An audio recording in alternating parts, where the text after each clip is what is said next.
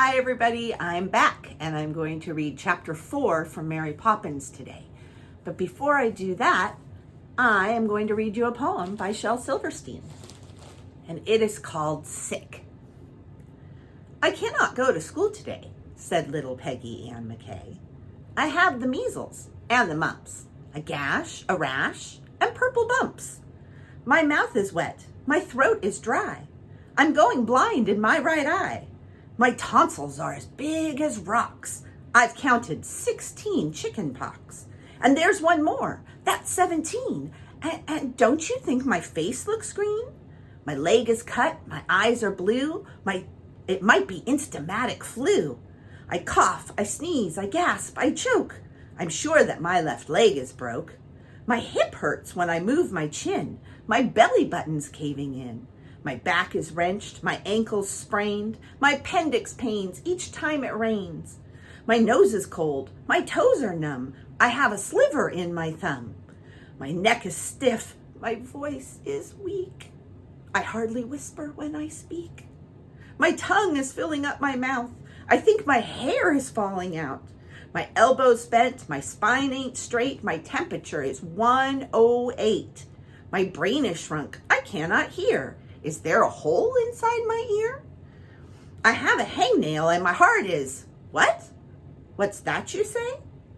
You say today is Saturday? Goodbye, I'm going out to play. I hope that you enjoyed that poem. That's one of my favorite Shel Silverstein poems. All right, let's read Mary Poppins. And as I said, we're on chapter 4, Miss Lark's Andrew. Miss Lark lived next door. But before we go any further, I must tell you what next door looked like. It was a very grand house, by far the grandest in Cherry Tree Lane. Even Admiral Boom had been known to envy Miss Lark her wonderful house, though his own had ship's funnels instead of chimneys and a flagstaff in the front garden. Over and over again, the inhabitants of the lane heard him say, as he rolled past Miss Lark's mansion, "Blast my gizzard, what does she want with a house like that?" And the reason of Admiral Boom's jealousy was that Miss Lark had 2 gates. One was for Miss Lark's friends and relations, and the other was for the butcher and the baker and the milkman. Once the baker made the mistake and came in through the gate reserved for friends and relations, and Miss Lark was so angry she said that she wouldn't have bread ever again. But in the end, she had to forgive the baker because he was the only one in the neighborhood who made those little flat rolls with the curly twists of crusts on top. She never really liked him very much after that, however, and when he came, he pulled his hat far down over his eyes so that Miss Lark might think that he was somebody else, but she never did.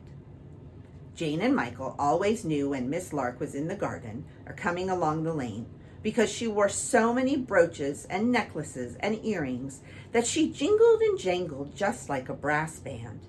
And whenever she met them, she always said the same thing, "Good morning," or "Good afternoon," if it happened to be after lunch, and "How are we today?" Jane and Michael were never quite sure whether Miss Lark was asking how they were or how she and Andrew were. So they just replied, "Good afternoon," and of course, "Good morning," if it was before luncheon. All day long, no matter where the children were, they would hear Miss Lark calling in a very loud voice things like, "Andrew, where are you?" Or, "Andrew, you mustn't go out without your overcoat." Or, "Andrew, come to your mother." And if you didn't know, you would think that Andrew must be a little boy. Indeed, Jane thought that Miss Lark had thought that Andrew was a little boy, but Andrew wasn't. He was a dog, one of those small, silky, fluffy dogs that look like a fur necklet until they begin to bark. But of course, when they do that, you know that they're dogs, for no fur necklet ever made a noise like that. Now, Andrew led such a luxurious life that you might have thought that he was the Shah of Persia in disguise. He slept on a silk pillow in Miss Lark's room. He went by car to the hairdresser's twice a week to be shampooed. He had cream for every meal and sometimes oysters, and he possessed 4 overcoats with checks and stripes in different colors. Andrew's ordinary days were filled with the kind of things that most people only have on birthdays. And when Andrew himself had a birthday, he had 2 candles on his cake for every year instead of just 1. The effect of all of this was to make Andrew very much disliked in the neighborhood. People used to laugh heartily when they saw Andrew sitting up in the back seat of Mrs. Lark's car on the way to the hairdresser's, with the fur rug over his knees and his best coat on. And on the day when Miss Lark brought him 2 pairs of small leather boots so that he could go out in the park wet or fine, everybody in the lane came down to their front gates to watch him go by and to smile secretly behind their hands. "Pooh," said Michael, as they were watching Andrew one day through the fence that separated number 17 from next door. "Pooh, he's a nincompoop." "How do you know?" asked Jane, very interested. "I know because I heard Daddy calling him one this morning," said Michael, and he laughed at Andrew very rudely. "He is not a nincompoop," said Mary Poppins, "and that is that."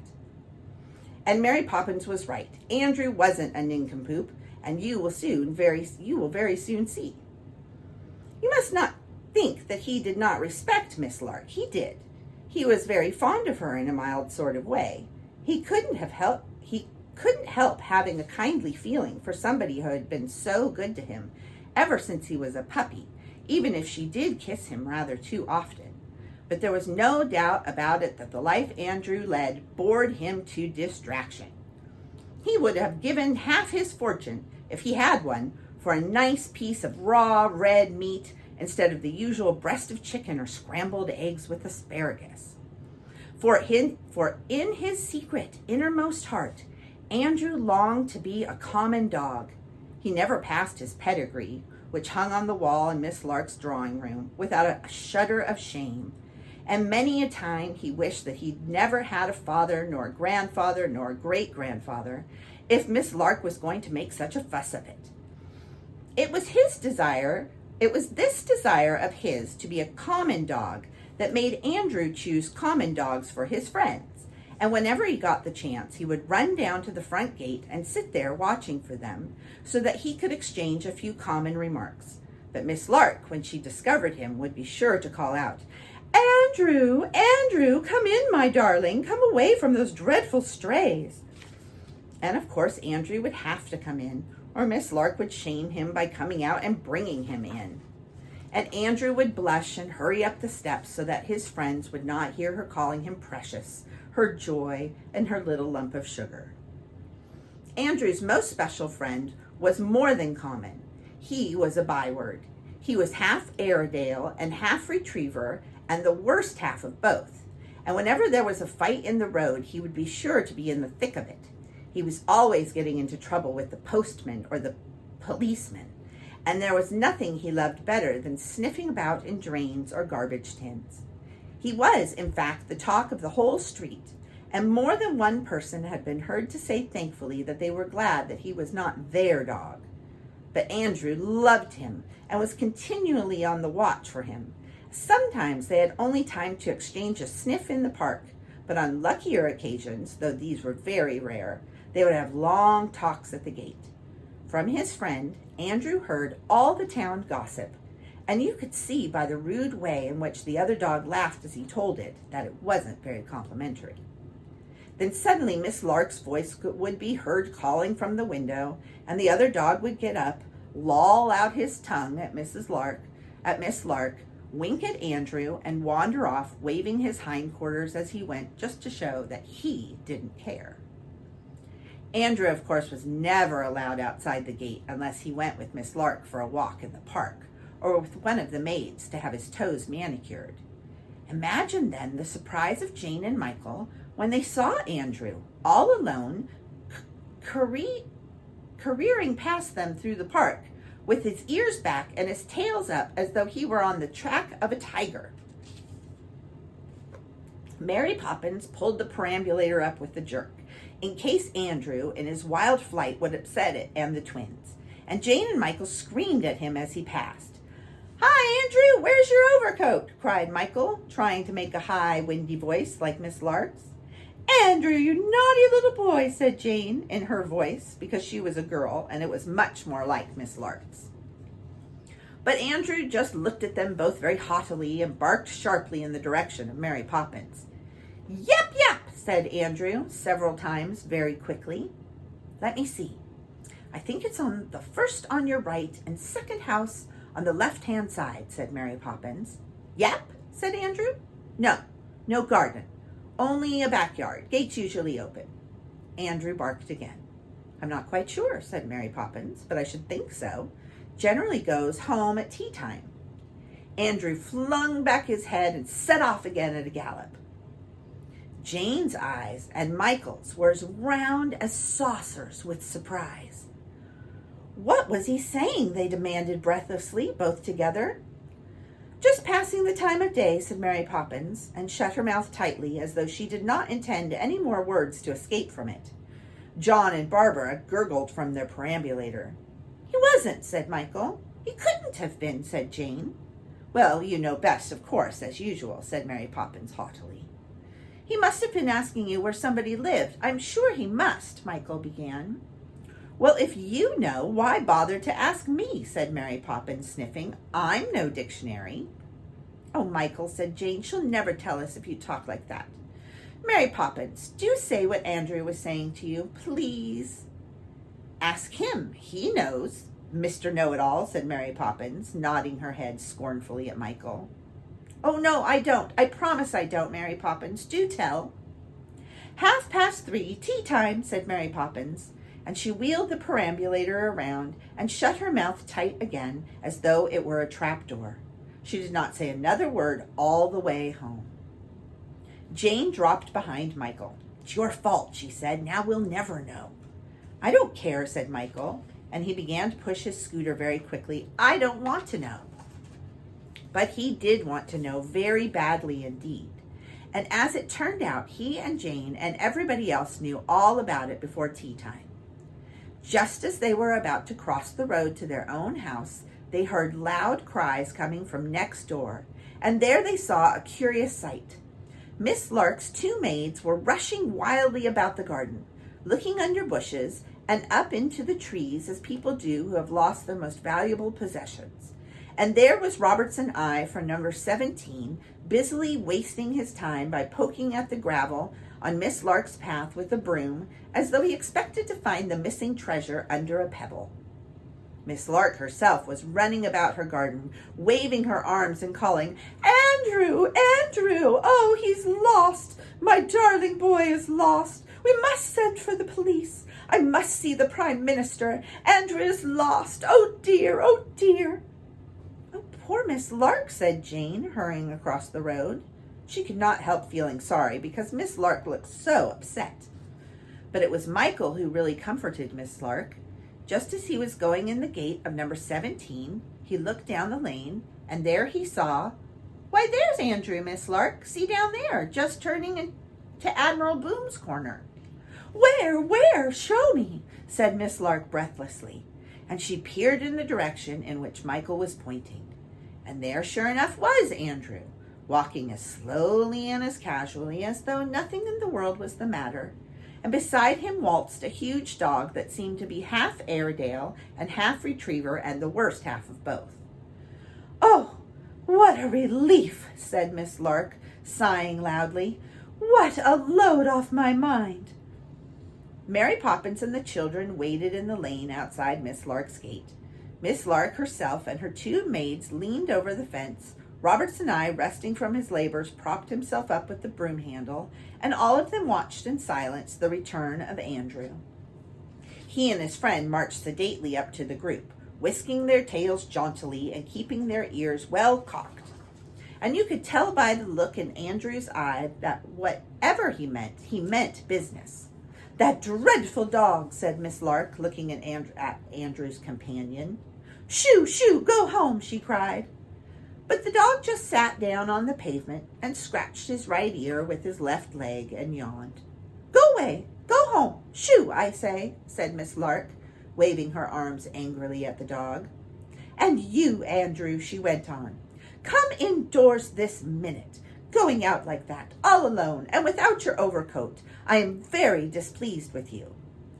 Andrew barked lazily, but did not move. What do you mean, Andrew? Come in at once, said Miss Lark. Andrew barked again. He says, put in Mary Poppins, that he's not coming in. Miss Lark turned and regarded her haughtily. How do you know what my dog says, may I ask? Of course he will come in. Andrew, however, merely shook his head and gave one or two low growls. He won't, said Mary Poppins, not unless his friend comes too.